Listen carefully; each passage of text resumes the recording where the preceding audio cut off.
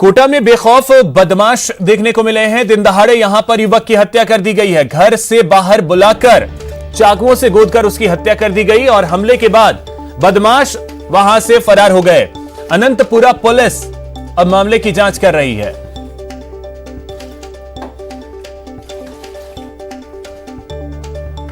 लड़ाई हुई थी। लड़ाई में दिलीप था और कोई ऐसे छोरे थे जान पहचान नहीं, सबने वो लगा रखा था, मास्क पहन रखा था। 3 से 4 गाड़ियाँ थी वहाँ।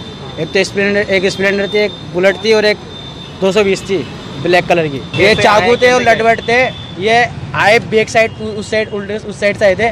गाड़ियाँ बढ़ा के 3 जने तो गाड़ी पे बैठे थे। सबने गाड़ियाँ बढ़ाई और दे छोरे वोरे सभी रहते वहाँ। उसके पड़े बड़े के पीछे एक चाकू फंसा, चाकू मार के उसने नीचे गिरा। उसके बाद लटवट उसके मारे पैरों में, फिर मैं अनघायल हो गया। फिर हम सब ने आवाज़ दी, सब इस चक्कर में थोड़ा सा ऊपर था, ऊपर से नीचे आया।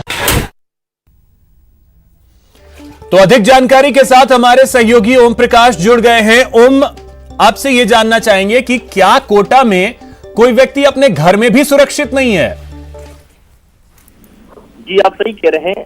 जिस समय city SP Gaurav Yadav crime meeting आज ले रहे थे, उसी दौरान की ये घटना है। बदमाशों ने घर में घुसकर बाहर बुलाया और चाकू से गोदकर उसकी निर्ममता से हत्या कर दी। ये सनसनीखेज वारदात अनंतपुरा थाना इलाके के अजय आउटा नगर में है। तो कुल मिलाकर ये कहा जा सकता है कि पिछले 3-4 दिनों में ये दूसरे मर्डर की वारदात हुई है। कोटा में पुलिस के अपराध नियंत्रण के दाव पर कई बड़े सवाल खड़े हो रहे हैं। हाफ मर्डर और जानलेवा हमले के तो कई अक्सर मामले सामने आ रहे हैं, लेकिन मात्र 3 दिन में ये दूसरी घटना होने से निश्चित रूप से पुलिस की जो अपराध नियंत्रण है उस पर काफी सवालों के घेरे में है पुलिस की कार्य प्रणाली। फिलहाल अनंतपुरा थाना पुलिस इस मामले में जांच की बात कर रही है और सिटी एसपी गौरव यादव ने कहा है कि जल्द ही आरोपियों को गिरफ्तार कर लिया जाएगा। लेकिन अपराध कैसे कम हो, निश्चित रूप से पुलिस को इस बारे में एक नई कार्य योजना बनाने की आवश्यकता है। चलिए, बहुत शुक्रिया ओम प्रकाश आपका इन तमाम जानकारियों के लिए। वहीं झालावाड़ से एक बड़ी खबर आपको बता दें, यहां पर ट्रोला ने बाइक को टक्कर मार दी है। इसमें 2 मजदूरों की मौके पर ही मौत हो गई, जबकि एक की हालत गंभीर बनी हुई है। ट्रोला ड्राइवर को गिरफ्तार कर लिया गया है, ट्रोला भी बरामद हो गया है। तो एक दर्दनाक हादसा झालावाड़ में सामने आया, जहां पर एक बाइक पर सवार होकर जा रहे 3 मजदूरों में 2 की मौत हो गई, जबकि एक की हालत गंभीर बनी हुई है, जिसे इलाज के लिए अस्पताल में भर्ती करवा दिया गया है। और ट्रोला का जो ड्राइवर है उसे गिरफ्तार कर लिया गया है, ट्रोला भी जब्त हो गया है। एक कि 3 मजदूर अपनी मोटरसाइकिल से मजदूरी करने नेहरावत खान गुणजी खान पे आ रहे थे। तो एक ट्रोला हरियाणा पासिंग HR 61C 2271 से ट्रोला के ड्राइवर ने वाहन को तेज गति से चलाकर इनके मोटरसाइकिल में टक्कर मारी, जिससे 2 की मौके पर ही मौत हो गई और एक का इमरजेंसी में इलाज चल रहा है। अलवर से बड़ी खबर है, जहां पर बदमाश अब पूरी तरीके से बेखौफ हो गए हैं। बंदूक की नोक पर व्यापारी से लूट की वारदात को अंजाम दिया है। हवाई फायरिंग भी इन बदमाशों ने की है और व्यापारी से 20,000 रुपए लूट लिए। पुलिस ने नाकाबंदी कर दी है और आरोपियों की तलाश में जुटी हुई है।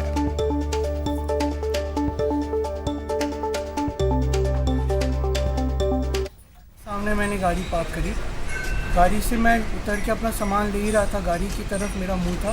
पीछे से 2 बंदे आए, उन्होंने एक ने मेरे कंधे पे हाथ रखा, पीछे मुड़ के देखा तो उसने बंदूक तान रखी थी और मेरा बैग छीनने की कोशिश की। शुरू में तो मैंने नहीं दिया, लेकिन जब उसने हवा में फायरिंग करी तो तब मैंने बैग छोड़ दिया। अब बात राजधानी जयपुर की, जहां एक कार चालक की गुंडागर्दी देखने को मिली। पहले तो तेज गति से कार दौड़ाकर कार चालक ने नियम तोड़ा और रोकने पर ट्रैफिक पुलिसकर्मी को कार की बोनट पर घसीटता चला गया। कार चालक की दबंगई देखिए, इसे कानून का कोई डर या खौफ नहीं है। सरेआम एक ट्रैफिक पुलिसकर्मी को बोनट पर उसने करीब 2 घंटे तक घसीटा। श्यामनगर में ट्रैफिक पुलिस के जवान ओवर स्पीड पर कार्रवाई कर रहे थे। इस दौरान तेज गति में आ रही कार को ट्रैफिक पुलिसकर्मी ने रोका तो पहले तो कार चालक रुक गया और फिर जैसे ही ट्रैफिक पुलिसकर्मी पास आया उसने गाड़ी तेज कर दी। इस दौरान ट्रैफिक पुलिसकर्मी कार की बोनट पर गिर गया और वैसे ही कार चालक घसीटता हुआ करीब 2 किलोमीटर तक पुलिसकर्मी को ले गया।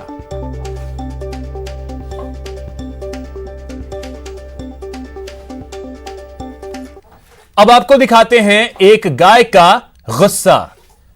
गौशाला में इस गाय को चुनरी उड़ाने के बाद उसे माला पहनाई गई तो ये गाय को नागवार गुजरी और फिर गाय ने गुस्से में आकर पूजा करने वाले लोगों पर हमला बोल दिया।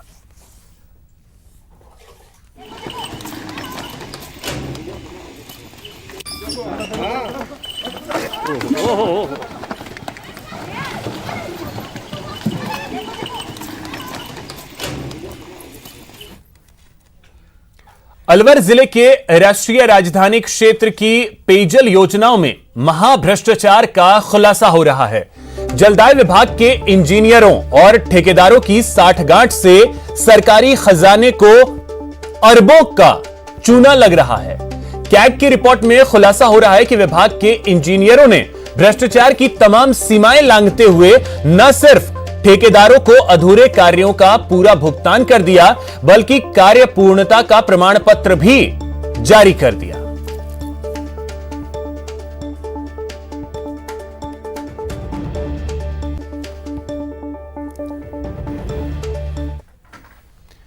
मेडिकल ऑफिसर बनने का ख्वाब देख रहे डॉक्टरों को 2 महीने में आज दूसरी बार बड़ा झटका लगा है। राजस्थान स्वास्थ्य विज्ञान विश्वविद्यालय ने राजधानी जयपुर में 21 केंद्रों पर आज मेडिकल ऑफिसर भर्ती परीक्षा आयोजित की, लेकिन देर शाम नेटवर्क दिक्कतें बताते हुए परीक्षा को रद्द कर दिया गया। दरअसल सरकार ने 2000 मेडिकल ऑफिसर्स की भर्ती का जिम्मा राजस्थान स्वास्थ्य विज्ञान विश्वविद्यालय को दिया था। विश्वविद्यालय ने आज दूसरी बार परीक्षा का आयोजन किया, जिसमें करीब 4700 अभ्यर्थी शामिल हुए। विश्वविद्यालय अधिकारियों की माने तो राजधानी के 3 सेंटरों पर नेटवर्क का इश्यू सामने आया, जिससे परीक्षा शुरू ही नहीं हो पाई। ऐसे में करीब 700 से अधिक अभ्यर्थी परीक्षा देने से वंचित हो गए। राजस्थान स्वास्थ्य विज्ञान विश्वविद्यालय प्रशासन को जैसे ही खबर मिली, उसने परीक्षा निरस्त कर दी।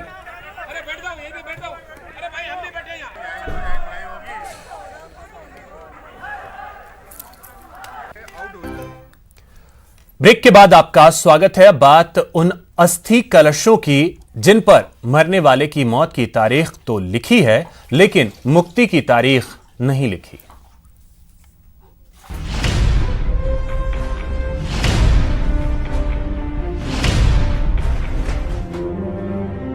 जाएगा जब जहां से कुछ भी न पास होगा, 2 गज कफन का टुकड़ा तेरा लिबास होगा। अपने अपनों के लिए पेट काटकर पाई पाई बचाने वालों का वजूद जब राख में सिमट गया तो अपनों ने अस्थियों के विसर्जन के पहले जमीन जायदाद को तरजीह दी। तभी तो बार बार ताकीद करने के बाद भी वो अस्थियां लेने नहीं आते। उन्हें पुण्य सलील माँ गंगा में विसर्जित कर मुक्ति दिलाने का समय नहीं निकाल पाते। हाँ, हम जो पुरानी हो जाती है उनके लोगों को कई बार फोन करके उनको सूचना भी करते हैं और लगभग 2 साल पुरानी होती है तो 5-10 जो इकट्ठी हो जाती है वो विभिन्न सालों से इकट्ठी करके एक साथ ही उनका परिवार सरबराह कर। बीकानेर के परदेशियों की बगीची स्थित मोक्ष धाम में अपनों की उपेक्षा की मार झेल रहे अस्थि कलशों की संख्या पहले भी कम न थी, लेकिन कोरोना काल ने इसमें अच्छा खासा इजाफा कर दिया है। बात सिर्फ कोरोना के संक्रमण तक ही सीमित नहीं है। अस्थियों के विसर्जन में आने वाला ज्यादा खर्च भी इसकी एक वजह गिनाई जा रही है।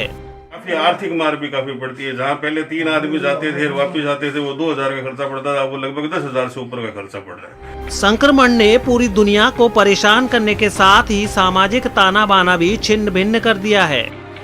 संक्रमण से मरने वाले कई लोगों का अंतिम संस्कार सरकार ने किया है, तो वहीं कई जगह सामान्य मौत होने पर भी लोग अंतिम संस्कार के बाद की क्रियाएं पूरी नहीं कर पा रहे। यही वजह है कि शहर के मुक्ति धामों में अस्थि कलश रखने की जगह नहीं बची। न जाने कब दावेदार इन अस्थियों को लेने आएंगे और न जाने कब इन अस्थि कलशों को मुक्ति मिल पाएगी। न्यूज 18 राजस्थान के लिए बीकानेर से सतवीर सिंह राठौड़ की रिपोर्ट। जनता की गाढ़ी कमाई के करीब 2000 करोड़ रुपए खर्च करके तैयार किए गए द्रव्यवती नदी सौंदर्यीकरण प्रोजेक्ट का जनता को ही लाभ नहीं मिल पा रहा है। हालात ये हैं कि प्रोजेक्ट के उद्घाटन के बाद से अब तक इस प्रोजेक्ट का काम भी पूरा नहीं हो सका है।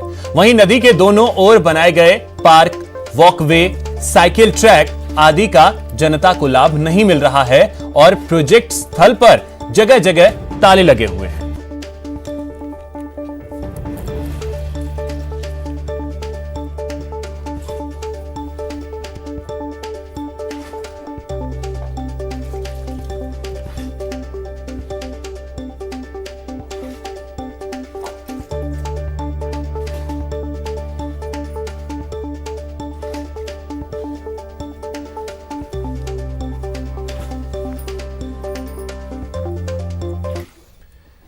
तो फिलहाल इस बुलेटिन में इतना ही। साथ ही आपको बता दें, अपने पसंदीदा चैनल न्यूज 18 राजस्थान की और भी खबरों को देखने के लिए आप विजिट कर सकते हैं हमारी वेबसाइट news18rajasthan.com पर।